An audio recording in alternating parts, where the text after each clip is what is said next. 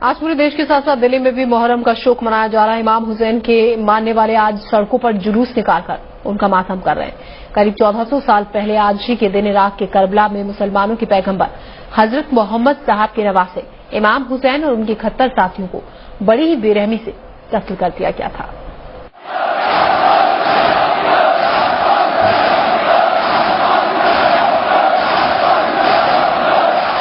इमाम हुसैन की शहादत के शोक में आज के दिन दुनिया भर में शोक मनाया जाता है।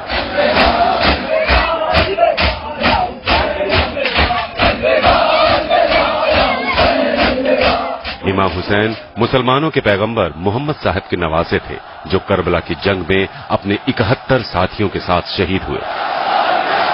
मुहर्रम क्या है और इसे क्यों मनाया जाता है, इसके लिए हमें तारीख के उस हिस्से में जाना होगा जब मोहम्मद साहब की मौत के बाद इस्लाम में खिलाफत का दौर आया, यानी खलीफा का राज था।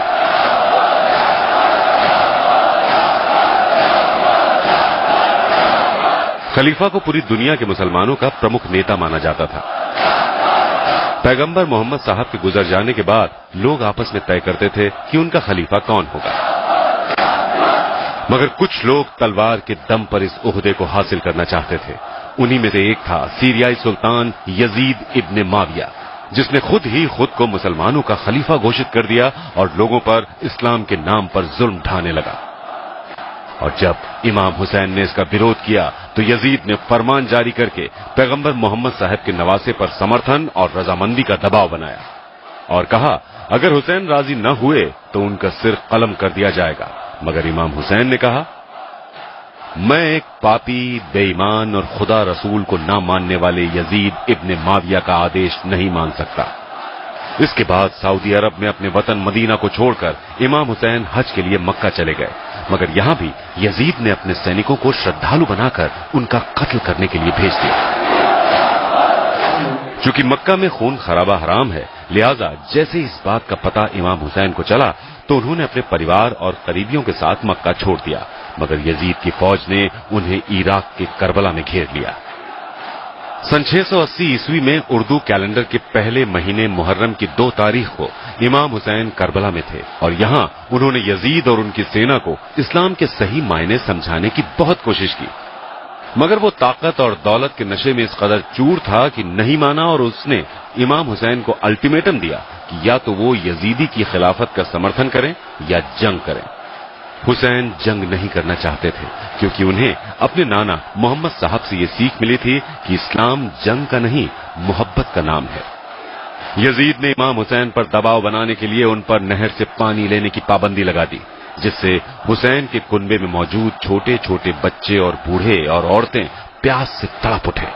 3 दिनों तक उन्हें भूखा प्यासा रखा गया और उसी हालत में जबरन जंग करने के लिए मजबूर किया गया। तब इमाम हुसैन ने यजीद से खुदा की इबादत की एक रात मांगी, जिसे आशुरा की रात कहा जाता है, जिसके बाद मुहर्रम की 10 तारीख को करबला की जंग हुई। एक तरफ यजीद की करीब 1 लाख की फौज थी तो वहीं दूसरी तरफ इमाम हुसैन के कुनबे में सिर्फ 72 ऐसे लोग थे जो जंग में शामिल हो सकते थे। बाकी या तो महिलाएं थीं, बच्चे थे या बीमार थे। इमाम हुसैन और उनके तमाम 71 साथियों को बड़ी बेरहमी से कत्ल करके उनके सरों को जिस्म से अलग कर दिया गया। यजीद के 1 लाख के लश्कर ने जिन 72 लोगों को मारा, उनमें 6 महीने के बच्चे अली असगर के साथ साथ कम उम्र के बच्चे और बूढ़े भी थे, जिसके बाद उनके खेमों को जला दिया गया। इमाम हुसैन ने खुशी खुशी अपने परिवार को इस्लाम की राह पर कुर्बान कर दिया ताकि दुनिया को यह संदेश जा सके कि इस्लाम तलवार की नोक पर नहीं बल्कि अमन के संदेश की बदौलत है। मगर आज उसी इस्लाम को अबू बकर al Baghdadi, Hafiz Saeed, Osama bin Laden जैसे लोग और आतंकी संगठन बदनाम करने की कोशिश कर रहे हैं। हुसैन और उनके 71 साथी मरकर भी अमर हो गए। आज भी उनके अहिंसा के संदेश की मिसाल पूरी दुनिया देती है। मैंने इमाम हुसैन से सीखा कि मजलूम होते हुए भी किस तरह जीत हासिल की जा सकती है। इस्लाम की बढ़ोतरी तलवार पर निर्भर नहीं करती बल्कि हुसैन के बलिदान का एक नतीजा है। इंसाफ और सच्चाई को जिंदा रखने के लिए फौजों या हथियारों की जरूरत नहीं होती है, कुर्बानियां देकर भी जीत हासिल की जा सकती है, जैसे कि इमाम हुसैन ने करबला में किया।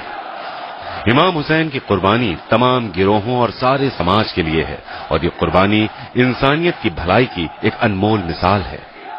इमाम हुसैन की कुर्बानी किसी एक मुल्क या कौम तक सीमित नहीं है, बल्कि ये लोगों में भाईचारे का एक असीमित राज्य है। अगरचे इमाम हुसैन ने सदियों पहले अपनी शहादत दी, लेकिन उनकी पाक रूह आज भी लोगों के दिलों पर राज करती है।